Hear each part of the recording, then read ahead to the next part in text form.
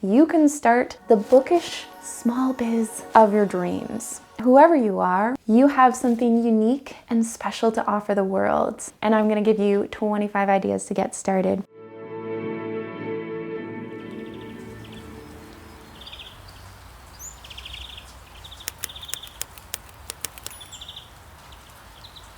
A lot of us go around thinking like you have to be someone special in order to start a small business. You have to have an audience already, have like this amazing talent or like a degree. Some of those things are very helpful, but they are not necessary for starting. There's something for almost everyone, or at least something adjacent for almost everyone in this video. For artists and illustrators, graphic designers, crafty people, the DIYers, photographers, just lots of different kinds of creative skills. Grab yourself a lovely cup of tea, grab a notebook because you are gonna have creative juices just oozing out of your brain. This will really fuel you to imagine all the possibilities because they really, literally are endless. Let's go. Our first section is creative physical products of all different kinds. I'm gonna start off with ideas specifically for artists and illustrators. Let's talk about licensing. Now, I'm not going to give you any actual legal advice here. I am not a lawyer. I just want to say that it's really important if you are using someone else's intellectual property to have permission. So if you want to get into licensing, it's really, really important that you do some research before you get started. You're gonna have to do some admin, you're gonna have to do some planning. I will say it is easier than you expect. All right, idea number one, bookish art prints. It's the first thing that came to mind, at least for me, creating art that people are already excited to see because they love the characters. This can be digital illustration, it can be traditional illustration, watercolor, acrylics, anything. You don't have to just copy the styles you see people using already on the internet. You can do your own thing, have your own voice. Riffing off of that, merchandised illustration products, from stickers to mugs to tote bags to acrylic charms. If you're a really like graphic artist, then maybe enamel pins would be a good choice for you. But if you have like really complex illustrations, like a giant tapestry, that could be really, really cool. Unique bookish commissions. Think about this as like, what are people already looking for and how can I give them something unique? Say, offer a package for a couple's portrait commission. That's like a cute like wedding gift. Then give it your own spin. So maybe make it like fantasy couples commission portrait. Beautiful hand-drawn flowy book quote prints. You could sell them just as art prints or put them on mugs, put them on tote bags, etc., etc. There are a few things we artsy folk love better than a good sketchbook or journal or notebook. I can just picture some gorgeous, gorgeous notebooks with, you know, fantasy themed. Moving along to the more crafty / artisanal type products, let's start off with bookish themed jewelry. You could create jewelry that is very modern looking, but ties into specific book characters. For instance, an Elaine inspired bracelet from ACOTAR that's like got all like pinks and like roses and such on it.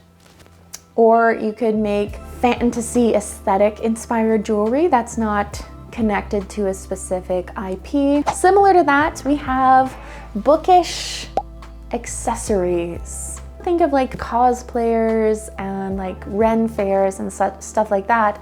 You could sell fairy wings, like making fairy wings out of like wire and gauzy fabrics. I don't know how to make fairy wings, but you can make fairy wings and sell them. That is a legitimate business, which is just a beautiful thing. Sell your own bookish clothing. Just like 50 different businesses, even within this one idea. You could design your own embroidered sweatshirts with bookish quotes on them. Use a Cricut to apply vinyl to t-shirts and make cute bookish t-shirts. Hand sew fantasy aesthetic dresses, bookish home decor. Anything from bookish themed candles to bookish themed lamps, bookish themed tea towels, DIY craft kits with a bookish spin. People are really looking for cute little hobbies to do. It's very très chic at the moment.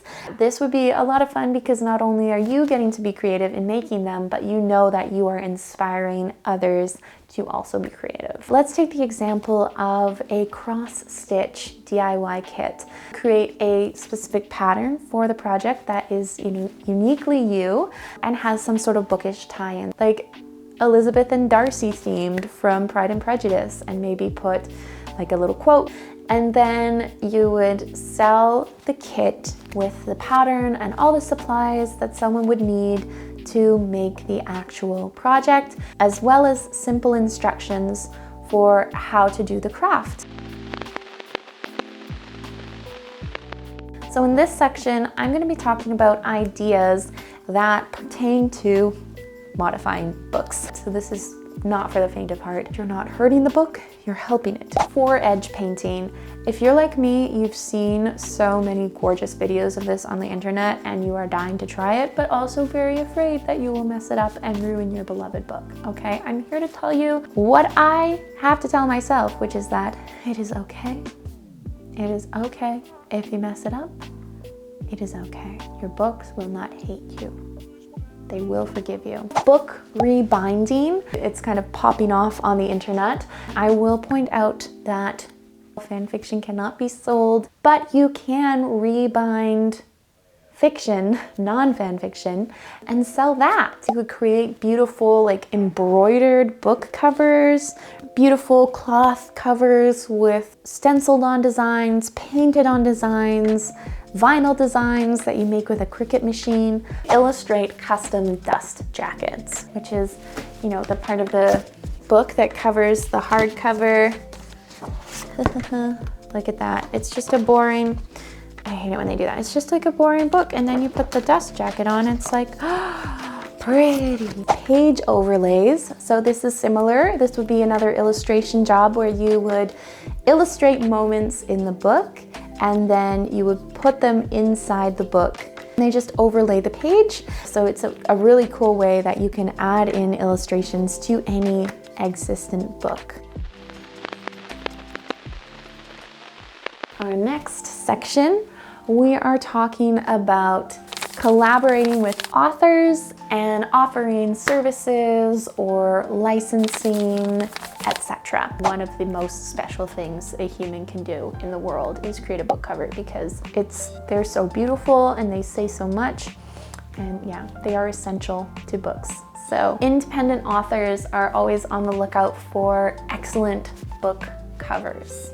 You can either offer these as pre-mades, where you design something and they license it from you, or you can have people commission you and they would tell you what they want you to make for their book project. Talking about commissions, you can also offer character art commissions. So authors online are desperate for character art. It's an awesome marketing tactic, and I love it because of the synergy between artists and authors. Illustrate custom fantasy maps. A good fantasy map makes the world feel real and tangible in a way that nothing else does, and they're also just so pretty. So if you look at maps and just start immediately to drool, then maybe map making is your thing. Interior design for books. Elements such as chapter headings or borders. I feel like this might be a trend that starts to rise as we get more and more independent authors who are able to, get a little more creative and go a little more all out. There are some incredible artists doing this, but it's still quite niche. So I think it's a good time to get in on it. If you are not looking to make illustrations, I have a few ideas for you. Custom book boxes. Curate items from different small businesses and put them all in one box people subscribe to your box, and then you mail out the curated package on a monthly or bi-monthly or whatever basis. Another opportunity here would be to partner with authors, small bookstores, small publishers who are looking for promotional materials. So you could help them to design a book package. Are we gonna put like a cute little packet of tea? Are you gonna put some little like cookies in the package? I don't know what you're putting in the package. That's your job. Create cohesive branding kits for authors of, you know, the fonts they use, the colors they use, maybe creating a logo for them and just figuring out kind of the look and feel. Even website design could be a part of this. If you are an event planning type creative, this one is for you. Host bookish events, okay?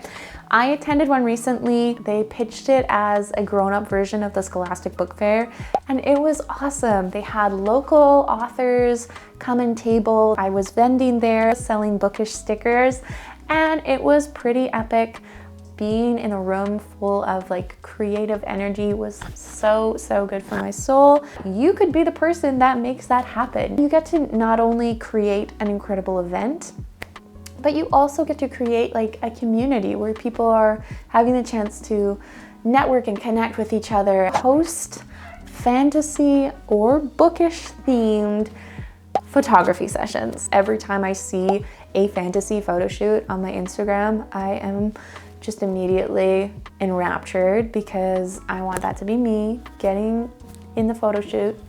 I'm not good taking the photos. I should be not taking the photos. You could do fairy themes, you could do mermaid themes, you could do like night themes. There's so many cool ideas you could do.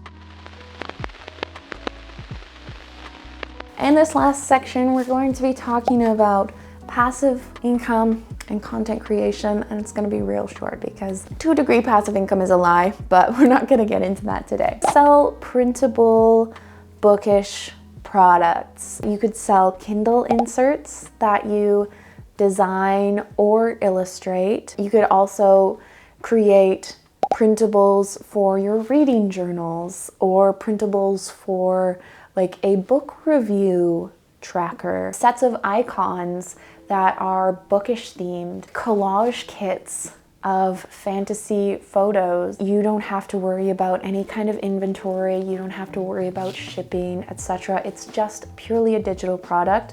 Now that being said, because it is easier to get started, the barrier to entry is lower, which means that you will have a lot of competition. If you have an educational spirit and you love to teach, then you can monetize your skills by creating courses, webinars, workbooks, etc. So if you have a really well-developed skill set, then you can start teaching. The very last 25th of 25 ideas. Monetize a YouTube channel or monetize your social media content in one way or another, whether that is through getting actually paid for the content or brand deals and sponsorships. You will need to have those social media skills in place, but you might not actually need as big of an audience as you think to get started. A lot of companies are really looking for smaller creators with highly engaged audiences. So you don't need to have an audience of 50,000, 20,000, even 1,000 to get started with brand deals and sponsorships if you are dedicated to your craft and you're creating quality content and you have an audience that's engaging with your work. Whew! My brain is just, that was a lot of ideas. What I talked about barely scratches the surface of what is out there. If you have that urge and you really want to start a small business, I absolutely believe there is space for your unique voice. Running a business is really hard. But you've got this. Don't let fear get in your way. And I hope that some of these ideas got you started, got you interested, got you thinking. Okay, that's all I ask, that you get thinking and dreaming, because there is nothing in your way except maybe you. Thank you for listening to this video. If you have any fun business ideas feel free to drop those in the comments also to inspire the community and get other people thinking and dreaming big. I hope you have a gloriously creative rest of your day, and thank you so much for watching. Please like, comment, subscribe. It really, really helps me to grow and get my videos seen by more people who could hopefully benefit from them. Thank you so much for being here, and what can I say? You got this.